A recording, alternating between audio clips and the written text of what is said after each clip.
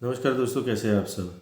दोस्तों, हम बात करने वाले हैं गुजरात जुडिशरी की सिविल जज की एग्ज़ाम का जो नोटिफिकेशन आया है 2022 के लिए, उसके बारे में।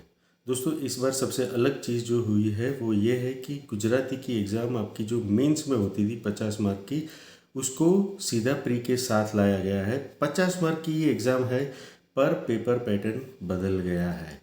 इस बार बदलाव है। पहले क्या होता था दोस्तों कि आपको कुल मिलाकर जो 50 मार्क की एग्ज़ाम होती थी उसमें से 20 मार्क्स का ट्रांसलेशन होता था।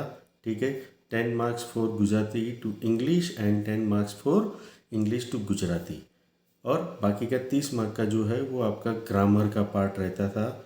ठीक है, अब इस बार चीज़ें बदली गई है। उस वाली पैटर्न में आपका ऑब्जेक्टिव ज़्यादा रहता था। इस बार चीज़ें ऐसी है कि आपका राइटिंग का पोर्शन बहुत बढ़ गया है। राइट, आपका ग्रामर का पोर्शन कम हो जाएगा। तो इस बार आपको निबंध लेखन भी है, पत्र लेखन भी है, और फकरा परथी सवालों ना जवाब मतलब कि कॉम्प्रिहेंशन भी है। ठीक है, और उसके साथ साथ टूक नोट मतलब शॉर्ट नोट भी है। तो ये सारी चीज़ें आपको लिखनी है, और ट्रांसलेशन तो है ही है।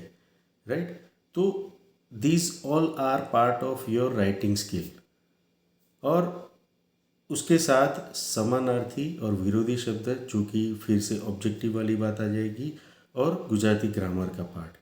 तो अब इस पैटर्न में परिवर्तन के कारण, बदलाव के कारण किसको फ़ायदा है और किसको नुकसान है, ज़रा वो समझते हैं।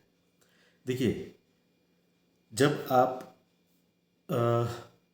जुडिशरी के साथ जुड़े हुए होते हैं, ठीक है, जब आप लॉ पढ़ते हैं तो आप काफ़ी सारी आईपीसी सेक्शंस और आर्टिकल्स, वो सारे बहुत सारी चीज़ें बहुत याद रखते हैं।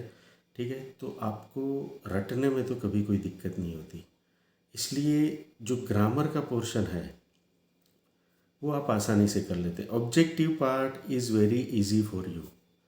ठीक है, समानार्थी विरोधी शब्द ये बहुत ही आसान है। तकलीफ वहाँ पर है जहाँ पे आपको राइटिंग का पोर्शन आ गया।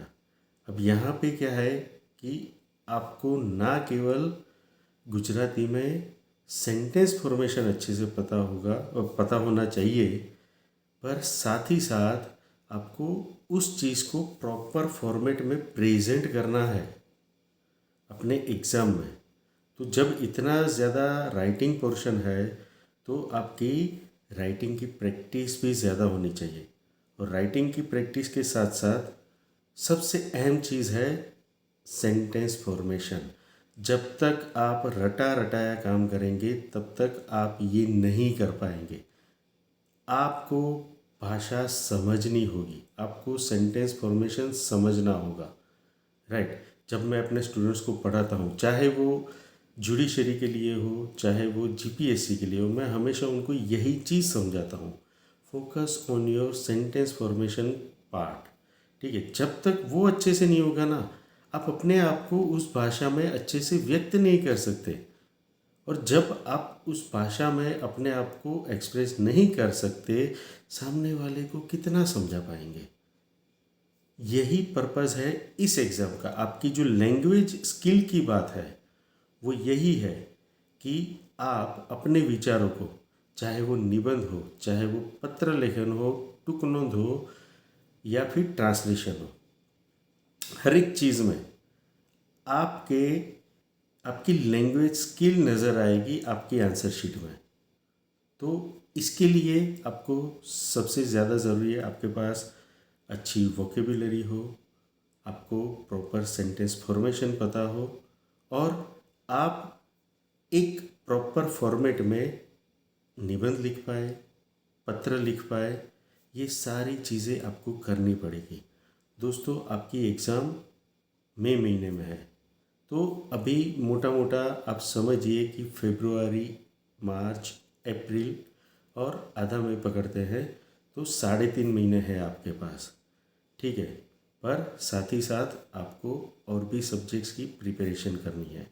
तो गुजराती को लेकर आपको एक डेडिकेटेड टाइम देना पड़ेगा। आपको प्रॉपर प्रिपरेशन करनी पड़ेगी और उसके बाद ही आप गुजराती जो प्री में है इस बार उसको क्लियर कर पाएंगे, तभी you will be able to appear for mains also.